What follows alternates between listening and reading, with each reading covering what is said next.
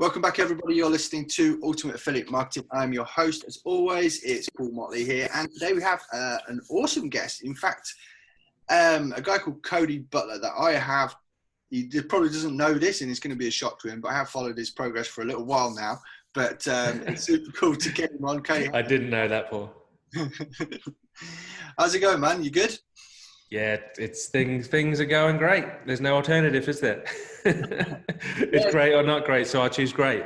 Absolutely, well, that's good. That's good. Now, obviously, for those people that don't know you, man, just give us kind of like a 1,000-foot view of yourself and your journey and what's been going on for you guys. Yeah, so look, I'm a serial entrepreneur. I figured out at a very, very young age, when I say young age, sort of like 10 or 11 years old, that if you want more, you're going to have to do more. And I remember very early on, man, I wanted a bike, and my pocket money was £1 a week, something like that, and the bike was 200 quid, and that was 200 weeks to get that. And as a 10-year-old or 11-year-old, it's like, that's never going to happen. So I just picked up a bucket and a sponge and started knocking on doors saying, "I'll wash your car." I wanted more, so I figured out at that super young age that I have to do more, and that's where it all started, really. And it's like, if you want to live an exceptional life, you have to do exceptional things. That's all there is to it. And I've always strived for that. I love excellence, and I've always strived for that. So, yeah, every time I just want more out of life than what most people do, I think. So I've always, got the education, got the skills, got tooled up basically to get those things, pretty much. Nice, man. That's nice. And I love the whole doing the car wash thing. Actually, for some reason, I don't know why, I've never told this story, and it's just reminded me about this. I remember being at school, and we had like an enterprise lesson or enterprise thing. And basically, we were told that we had to invent a business and go ahead and do it. And we did car washing. So, and that's, and it was one of those things where we were, I think we got lucky because someone's parents worked at a factory, and we ended up getting to do a load of the guys' cars in the car park. So they were all together. So it was all bunched together. So thinking back on it now, it's probably really smart. But what actually happened was, I think by the time we'd bought all the stuff and all the cleaning materials and that, we didn't do very well on it. And I think we just about, we didn't have our pricing right. And I think by the time we finished, we just about made back what we spent. So, well, that's a good first attempt at business, man. If you make back what you spend, that as a first attempt, you're doing all right. That's a good goal. Break even for the first time out the gate. Yeah. Well, like I said, it was a funny one because literally I'd forgotten about that totally, and that's something that I can go into in depth in another podcast. But we're not going to bore you with that whole story. So, I mean, this actually leads on to another question, because I've spoken to a couple of people about this before. Do you think that being an entrepreneur is with you from the get-go, or do you think that's something that can be learnt? Do you think people have always got that spark, or is it something that comes with age? I think there's an element of both to that, Paul. I think there's, can you learn to be a David Beckham? Probably not. Some people, you're going to have to be born David Beckham, but can you really improve your skills? Like wherever you are, you can massively improve your skills. Are you going to be a complete rock star? Well, I don't know the whole nature versus nurture thing. There might be an element of both there, but that you can definitely tool yourself up, so to speak, and you can definitely massively improve your skills. But it all comes down to, what do you want out of life, Paul? That's the question. I mean, if you don't want very much out of life, you're not going to do very much to get it, right? So, do you want to live an exceptional life? Do you want to do stuff other people can't do? That if the answer is yes, and you're serious about it, then that's going to provide the motivation for you to do what's necessary to get those skills. Yeah, I get it. Yeah, and I think it's probably similar to how I'm thinking, but it's always nice to hear other people's opinions on it as well, because sometimes I get varied answers on that one. So maybe that's... Every master was once a disaster. That's awesome. I like that. It's true. That's cool.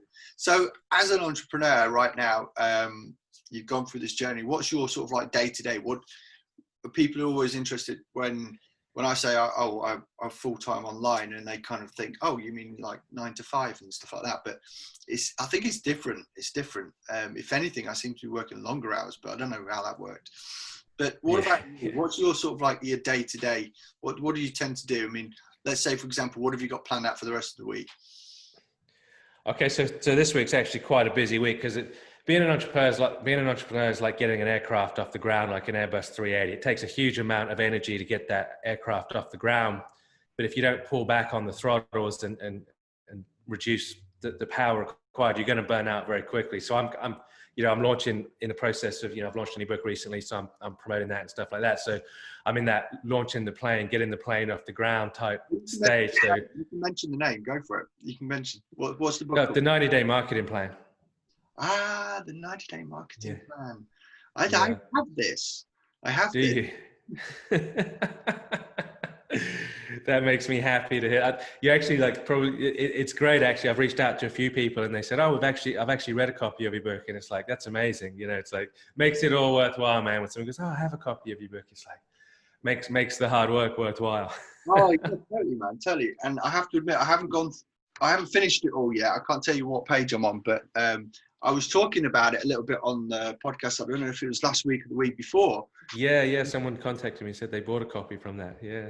Yeah, they did. Oh, fantastic. Thank you. Good stuff. Yeah, excellent. And I think I had the same. So it's kind of like, oh, well, that's nice, So.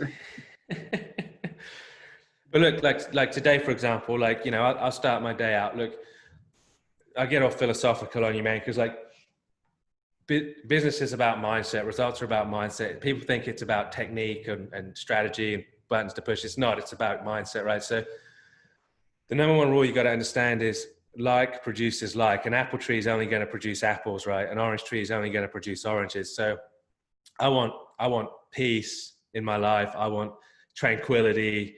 I want abundance. So it's like, if I'm in a state of anxiety, if I'm in a state of stress, if I'm in a state of fear, that like can only produce like. Fear, never did fear produce peace. Fear only produces more fear. So at the beginning of the day, I start my day out with I go for a walk. There's a lake close to where I am, and I get myself in emotionally in the state that I want to produce more of. So it's like, okay, I feel good. I feel relaxed. I feel comfortable. I feel confident. Now I'm going to hit my emails. Now I'm going to think about the task that I'm going to do today, because it's very easy. I'm in Australia, time zones. I wake up at 8 o'clock in the morning or 7 o'clock or whatever time. And I've got probably 20 emails from the US, and that can just throw me into a state of anxiety and stress if I let it. And then if I allow my day to start like that, I'm only going to produce more of that. So I'm like, no, just I've got to go get in the right state. I get my mindset right. I understand that like produces like. So I get in a state of peace and tranquility. Then I start hitting the day. Then I plan my day. Nice. Awesome. So with the book launch, what specific things have you done so far? And are there any things that you would want to improve on if you did it next time? Look, there's always things to improve on. So, I'm all about evergreen at this point. So it's like, I'm doing a lot of podcasts like this podcast with you, because it's evergreen content, right? It's like I can run Facebook ads today, and whatever it doesn't produce today is gone. It's going to do nothing tomorrow. So that ad spend is just like a puff of smoke. You spend it and it's gone. What you got, and what you don't. So,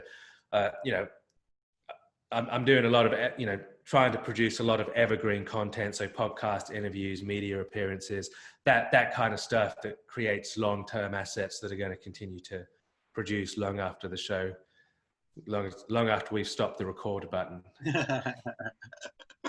Yeah, totally get that, man. Totally get that. So fast forward 5 years, what would you like your business to be? So really, I just want to be, I want to be working with ideal clients. That's it. It's like, and an ideal client for me is somebody who appreciates what I do, and I get them the result that they're looking for. Cool. So it's not like when we talk about how many hours a day you work, well, it's like most of the time I don't really think in those terms, because I'm enjoying myself. So, I guess technically you could say I'm at work now. This is part of a promotional strategy. It's part of work, but podcasts are something that I really love to do. So I'm not going, I gotta go to work. It's like, I could do 3 or 4 of these and it would be no big deal. So it's really about I ask myself the question, I think it's a good question everybody can ask themselves, is what's going to bring the best version of Cody to work? What's going to bring the best version of Paul to work? Yeah. And doing more of that. So working with great customers, great clients, that brings the best of me. Doing media stuff, interviews and stuff like that, that makes the best version of Cody show up. You know, so it's like doing more of what makes the best version of me show up. And then there's stuff that brings out the worst in me too. There are tasks that bring out the worst version of Cody, like customer service, for example. You know, I don't need to be doing customer service, that's for sure. So, so getting those tasks that make the worst version of me show up off the table, and then more of what brings the best version of me to the table, because then it's like, you know, I can work 12 hours and it's refreshing, if you know what I mean. That makes total sense, man. And is it just you, or do you have a team of people? What's the deal? Yeah, I've got a team. I've got a team of people that's ever changing. So, you know, I'm what's the word? It's like a modern business. I don't have a lot of local employees. I outsource a lot of stuff. I have VAs. I have contractors. So it goes up and down with my mood, but anywhere from sort of usually have five to 10 people working with me. Cool. And was that always the case from the outset, or did you kind of like grow into that? No, that was out of necessity. So every master was once a disaster. It's like, you know, the thing that I was terrible at was letting go of tasks. And at some point I realized that the only way I'm going to have what I want is to get out of my own way. Yeah. So I'm actually quite good at outsourcing now, but I've become quite good because I was quite bad. I studied it, you know, I bought books, I took courses, you know, I did the hard miles and stuff like that. So yeah, like growing a business is a team sport. Yeah, absolutely. I think everyone can identify with that, because to begin with, they're just looking at the income that they can get, and it might just be a side income. It might be to help pay the shopping bill or whatever. And then if things start taking off, all of a sudden, then you've got this decision to make between what you're doing online and what your day-to-day job is. And I know a lot of people that have transitioned and gone, you know, left their job, left the security of a job to go online, and that can bring some conflicts as well. I mean, were you working a job before you went on as well? Was that sort of like the model that you went through yourself, or was it always what you're doing online? Yeah, so look, the way I came online was I had a life coaching bit. Like, I was a musician, I was a guitar player. I was a full-time musician, and my wife. I'm in Australia now. I'm English, but my wife's Australian, and we wanted to get married, and the government said no, you don't have enough income. I made like $9,000 as a musician that year, but I'd also been building a little life coaching business online on the side as well. So I had no choice but to get a job, and I Googled this was 2009, I think. I Googled top paying jobs of 2009, and SEO came up 2 or 3 times. And I thought, well, I've done a little bit of SEO on this website that I built. So I got on, what's it called? Gumtree. Yeah. And I found a job advertised for an SEO company just down the road from me. And I called him up and said, yeah, I just blagged it basically. I said, I'm experienced, I know what I'm doing. They said, sure, come in tomorrow for an interview. So I went down and bought SEO for Dummies. Read that night. I went in there, and lo and behold, I got the job. Wow, that's awesome. So they basically taught me. All right, so you just keep the book there in the drawer by the side of the desk, and just keep heading back to it. Yeah, look, it's a funny story, man. I literally said I'm a bit funny. I'm a bit of a recluse. I said I need a desk that's out of the way. So the reason was because they'd ask me a question and I Google it, and I didn't want them seeing my screen. Because I didn't know the answer. But I saw how much money was in that business. And I always work. I never start with a business and then hopefully it produces an outcome. I start with an outcome and then work back into the business. So I said, okay, well, look, I want a business that I can operate from anywhere in the world with nothing but an internet connection and maybe a mobile phone. It has to be high ticket, reoccurring. It has to be something that I can do more or less by myself. It has to produce X amount of income potentially each year. And I just worked back from there. And I'm like, well, the market in the online side of things it met all those criteria. Yeah. So I didn't go, I want an online business and then try to build it. I said, this is the lifestyle I want. And then I worked it back from there. That's cool. That's cool. How long did you stay in that job for? Oh, look, I was in about 4 months. And then I just went and said, hey. Did they survive without you? Are they still running now? Did you check? I don't know. I basically talked them into, I'm a very efficient person. So I basically got all the tasks that they wanted me to do in a week. I was able to systemize that to get it done in a single day. Nice. And I managed to work out a deal where they let me work from home so I could get a week's worth of work done as far as they were concerned in a day. But then that gave me 4 days to grow my own business. That's clever. So I kind of, grew my own marketing agency up to a certain point while I was still working for the digital agency that I was employed by. And then at some point I just said, hey, we're going to part company now. And that was that. And that's where it all started, really. And that was that. And off down the yellow brick road you went. Fantastic. Off down the yellow brick road. That's right. Yeah. That's awesome, man. That's awesome. So what would, if we could really put some sort of legacy on it, what do you want to, what's your sort of your aspirations as far as it's difficult to ask the question and it's not being morbid or anything, but what would you like to be remembered for? What would be your ideal legacy? Yeah, look, I'd like to be known for how many people I fed. Yeah. That's what I would like to be known for. It's I've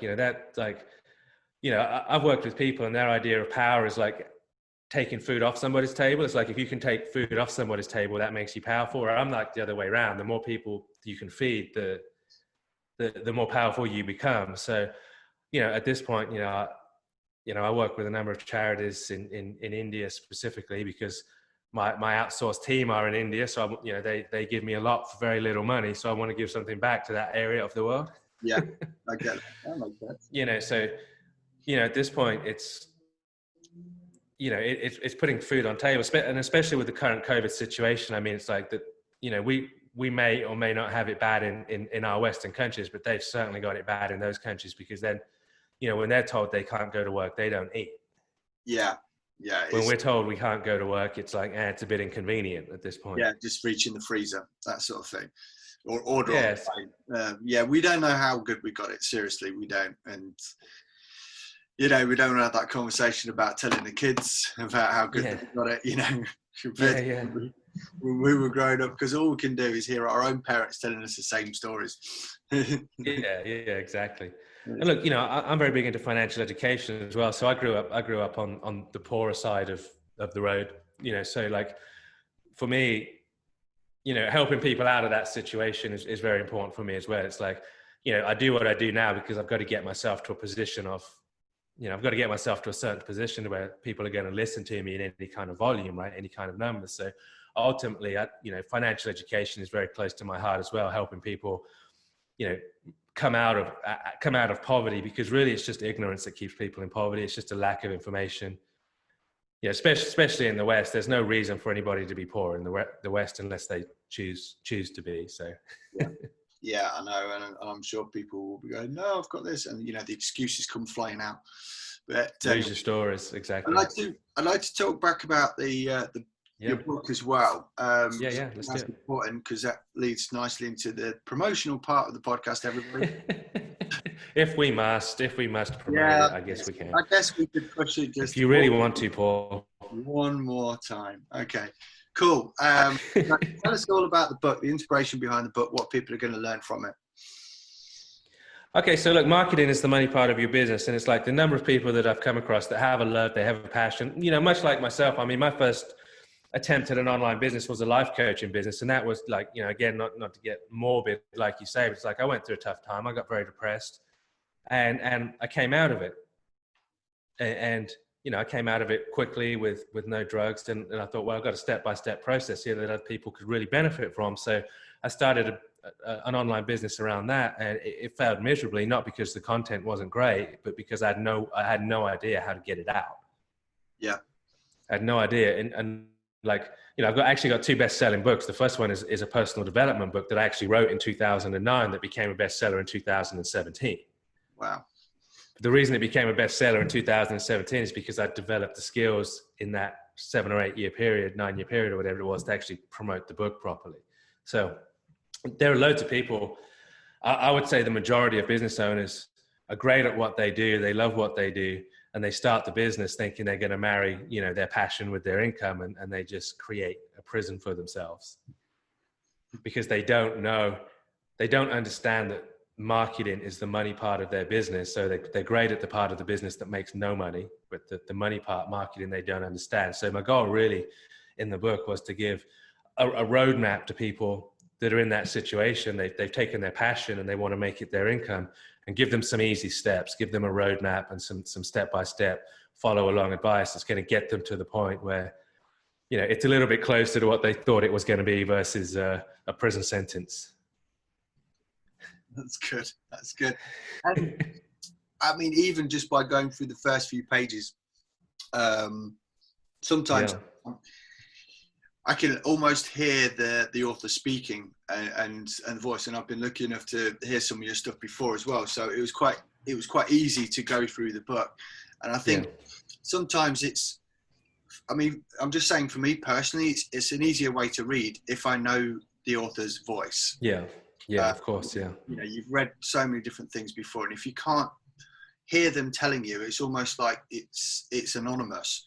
But I do feel there's more of a connection there, I think, if you know the author. So, I've been really enjoying it so far. So where can people get the book itself? What's the best to go to? So you can get it from the 90daymarketingplan.biz. Or you can get it from Amazon. Just search Cody Butler or the 90-day marketing plan, or just go to codybutler.com as well. Codybutler.com will direct you to. Fantastic. Right, we are going to make sure that we plug all those links into the podcast show notes. And I feel like a broken record because every time I come on and do interviews like this, and I always tell people, go and check the show notes. The good stuff is in the show notes, right? So make sure you are listening to that. And if it's your first time listening, thanks for coming on. And make sure you subscribe and all that good stuff. Anyway, Cody, listen, man, I won't keep you any longer. I know it's the end of your day and you probably want to head home. So thanks for coming on again. I really appreciate it. Thanks for having me. I really appreciate you having me on as well. Thank you. Awesome, dude.